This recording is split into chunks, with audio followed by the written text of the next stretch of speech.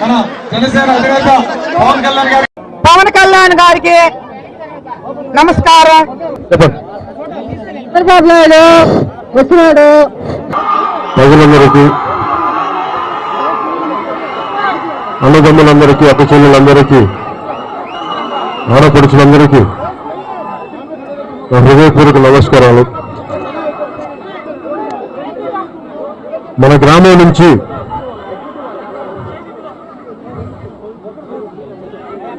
రైతులు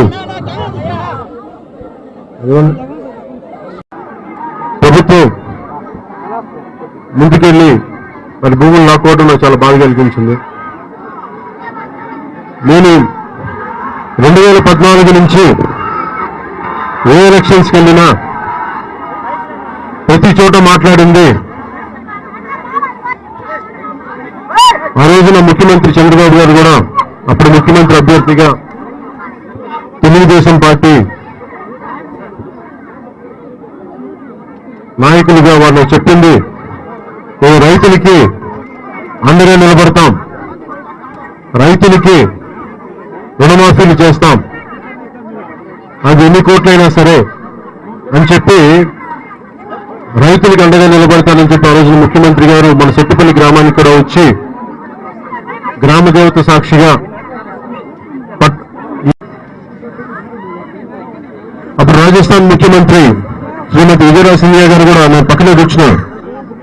ఆవిడ నన్ను అడిగారు, ఈ రుణమాఫీ ఎలా చేయగలరు ఏంటని.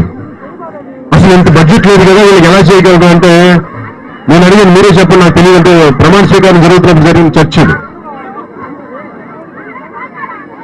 వాస్తవానికి రుణమాఫీని ప్రకటించారు కానీ అంటే నేను ఎందుకు మాట్లాడుతున్నాను, ఏ కాంటెక్స్ట్ లో మాట్లాడుతున్నానంటే ఇక్కడ రైతులకి అండగా నిలబడతామని చెప్పి ముఖ్యమంత్రి గారు చెప్పింది అది రుణమాఫీ దగ్గర నుంచి ఇక్కడ మన సెట్టిపల్లి గ్రామాల వరకు రైతులకి అండగా నిలబడాలి. ఏ రైతు అయితే మనకి కష్టించి అన్నం పెడతాడో, ఏ రైతు అయితే తన శ్రమని కష్టించి మనకు అన్నం తీసుకొస్తాడు, ఆ రైతుకి మనం నిలబడలేకపోతే ఏ ప్రభుత్వాలు ఎందుకు ఉండేవి ప్రభుత్వాలు, అది నిజంగా నాకు చాలా బాధ కలిగించేది. నేను ఈ రోజున సెట్టిపల్లి గ్రామానికి సంబంధించి నేను అడిగేది ఒకటే, వారు ఇవ్వనప్పుడు భూములు లాక్కుంటారు. ఎందుకంటే గతంలో కూడా ఎస్సీజెడ్ భూములు కానీ ఇవన్నీ మన దేశం అనేక కులాలు, అనేక జాతులు, అనేక మతాల సమూహం మంది.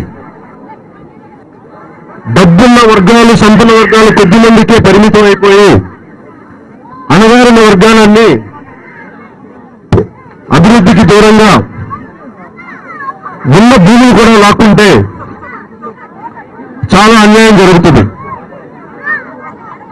నేను అడిగేది ఒకటి ప్రభుత్వాన్ని, మీరు రైతులకు అండగా నిలబడుతున్నారు, దయచేసి నిలబడండి. మీరు భూములను లాక్కుంటే ఎందుకంటే కాలం మారుతున్న కాలం, ఒక అన్యాయం జరుగుతున్నప్పుడు, ఒక దోపిడీ జరుగుతున్నప్పుడు ఇదివరకటి రోజుల్లాగా దోపిడీ గురవుతా ఉంటే మీరు ఏదైనా చేయండి మేము కానుకుంటాం కూర్చున్న యువత అయితే ఈ రోజున ఆంధ్రప్రదేశ్ లో లేదు. ఆ యువతుల కన్నా ఆడపడుచులు కానీ తల్లులు కానీ కాములు అయితే ఊరుకోరు, ప్రశాంతం అయితే ఊరుకోరు. మీరు డబ్బున్న వాళ్ళకి ఒక న్యాయం, సంపన్నులకి ఒక న్యాయం, అధికారంలో ఉన్న వాళ్ళకి ఇంకొక న్యాయం, మీరందరికీ ఈ రకాలుగా మేము అండగా నిలబడితే ప్రజలు వాళ్ళకి నిలబడాల్సింది పోయి ఎవరైతే దోపిడీలు చేస్తారో, ఎవరైతే బ్యాంకులకి రుణాలు ఎగ్గొడతారో వాళ్ళ కుమ్ము కాసి రైతులకి అన్యాయం చేయడం జనసేనకు నిజంగా చాలా బాధ కలిగిస్తుంది. ఈ మాట నేను తెలుగుదేశం ప్రభుత్వానికి అండగా నిలబడింది ఒక పరిపాలనా అనుభవం ఉన్న ముఖ్యమంత్రి గారు శ్రీ చంద్రబాబు నాయుడు గారు ఉంటే చాలా న్యాయం జరుగుద్ది ప్రజలకి. నేను వారి తరఫున ప్రచారం చేశాను. నేను పోటీ చేయకుండా జనసేన పార్టీ ద్వారా ఓట్లు చేసుకుండా తెలుగుదేశం ప్రభుత్వం ఏర్పడటానికి మేము ఒక కీలక పాత్ర వహించాం. ఎందుకు మేము నిజంగానే చిత్తశుద్ధిగా త్రికరణ శుద్ధిగా తెలుగుదేశం ప్రభుత్వానికి ఎందుకు చేశామంటే రైతులకి అండగా నిలబడతారని చెప్పి. ఈ రోజున రైతులకు అండగా నిలబడినప్పుడు నేను మీకు ఎందుకు ఎదురు తిరగకూడదు, అందుకే మొన్న మార్చి 14 నేను చెప్పాను మీకు ఎందుకు అండగా నిలబడాలి, మీరు రైతుల పక్షాన్ని నిలబడాలి. పవన్ కళ్యాణ్ ఎవరైనా మాకు అమరావతిలో నాకు పొలిటికల్ పార్టీకి